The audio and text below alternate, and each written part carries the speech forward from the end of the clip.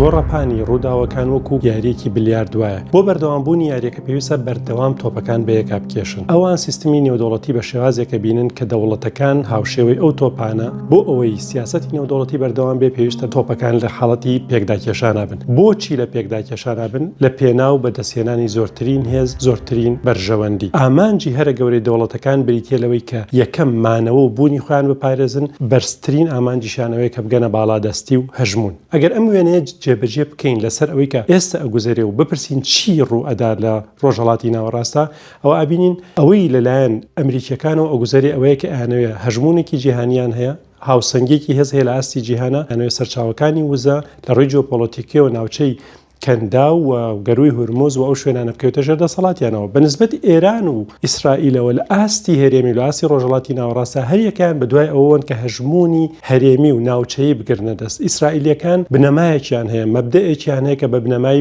باوەڕی بێگن ناسراوە کە پێیان وایە نابێت هیچ دەوڵەتێک لە ڕۆژهەڵاتی ناوەڕاستە لە ئیسرائیل بەهێزتر بێ و نابێت هیچ دەوڵەتێک لە ڕۆژهەڵاتی ناوەڕاستە بێتە خاوەنی چەکی ئەتۆمی. ئێرانیەکان لە بەرامبەرە لە ڕێگەی ئەو 40 ساڵ زیاتر لە مێژووی کۆماری ئیسلامی ئێران هەمیشە هەوڵیاندا بۆ خۆیان دەوڵەتێک من هەژمونی ناوچەیان هەبێ لە بەرامبەر ئیسرائیلە و لە ڕێگەی کۆمەڵێک پرۆکسی و بریکارەوە کە هیانە لە وڵاتانی ترا ئەم منافەسە و ململانێت توندە لەگەڵ ئیسرائیللا بکەن لە ساحە جیاوازەکانە. ئەمەی کە ڕوئەدا ئێمە بۆ ماوەیەکی دوور و درێژ دۆخێکمان هەبووە لە چاوترساندن و بەرشدانەوەی یەکتر کە بە دیتەرەنس ڕەدع ناسراوە. بەڵام لە ڕوودانی ئەم جەنگە و پێشتریش لە جەنگی 12 ڕۆژەیە ئەم خۆناغەمان تێپەڕان بە خۆناغی ڕوبەڕووبوونەوە و جەنگی ئێسکشکێنی ئەم دەوڵەتانە بەرامبەر بە یەکتر. تیۆری ڕیالیزم ئەمە چۆن لە یەکەداتەوە؟ تیۆری ڕیالیزم بۆ ئەمە کۆمەڵێک چەمکی هەیە. یەکەم جار بەوە دەست پێکا کە ئەڵێ سیستەمی نێودەوڵەتی لە دۆخێکی فەوزایە، لە دۆخێکی ئەنارکیایە، بە کوردی خۆمان لە پشێوی و پاشاگەردانیایە. هیچ حکوومەتێکی جیهانیمان نییە ئەگەر دەوڵەتێک تووشی کێشە بوو پەنای بۆ بەرێت بۆی کێشەکانی بۆ چارەسەر بکە.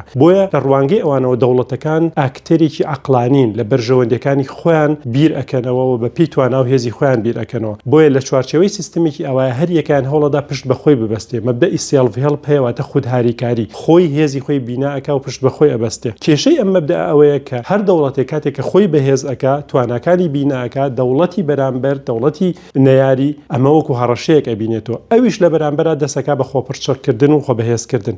لە ئەنجامی ئەم دووبارەبوونەوەی خۆپڕچەکردن و خۆبەهێزکردنە شتێک دروستە بێ بە ناوی گێژاوی ئاسایش، سیکیورتی دایلەمە، کە بریتیە لەوەی دەوڵەتەکان لە کاتێکە ئەیانەوێ ئەمن و ئاسایش بۆ خۆیان دابینکەن ئەبن بە هەڕەشە بۆ دەوڵەتەکانی تر و ئەمەش ئەبێتە دۆخێک دروستەکە بە ناوی دۆخی جەنگی گریمانەی.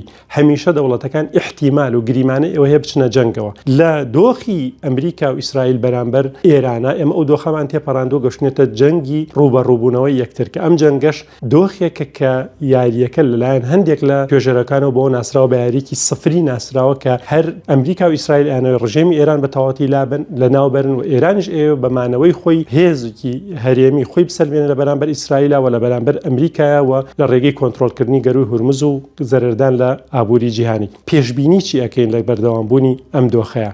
ئەگەر ئاستی یەکەمی ئامانجی دەوڵەتەکان مانەوە بێ و بەرزترین ئامانجیشان بریتیە بە لە باڵاستدەستی و هەژمون، لە ڕوانگەی ئەمەوە ئەمریکیەکان هەوڵی ئەوە ئەدەن بەدەستهێنانی وزە، کۆنتڕۆلکردنی نەوتی ئێران، گەروی هورمز، جیۆپۆلیتیکی ئەم ناوچەیە لە بەرامبەر چین و رووسیا و هێزەکانی ترا لە هاوسەنگی هێزی جیهانی و هەژمونی ئەمریکا وەکو هێزێکی باڵادەست موقعی خۆیان و پێگەی خۆیان بپارێزن. ئیسرائیلی و ئێرانیەکان لە بەرامبەریەکە هەریەکان ئەوی تر بەش هەڕەشە لەسەر بوونی خۆی ئەبینێت. بۆیە مانەوەی ڕژێمی ئێران ئەگەر بتوانێت بە هەر نرخێک بێت، بە هەر ماندووبوونێک بمێنێتەوە، خۆی بەسەرکەوتوو دانێت چونکە خۆی لە ناوچوون پاراسۆ لە بەرامبەر ئەم دوو هێزە گەورەیە. ئیسرائیل فرسەتێکی بۆ هەڵکەوتووە کە 50 ساڵە فرسەتی وا بۆ هەڵ نەکەوتووە کە بەهێزترین ڕکابەری خۆی لە ناوبەرێ. بۆیە تەوەقوعی ئیسرائیلەکان ئەوەیە کە لەم جەنگە تا ئەکرێ بەردەوام بن، زۆرترین زیان لە ئێران بن و بتوان ڕژێمەکە بگۆڕن و ئێرانش بن دۆخێکی فەوزاوەکەوەی کە چەندین دەوڵەتی تر لە ڕۆژهەڵاتی ناوەڕاستە بەسەری هاتووە. چی ئەمە دیاری ئەکاکام لەم پێشبینیانە کۆتایی دێت؟ یەک،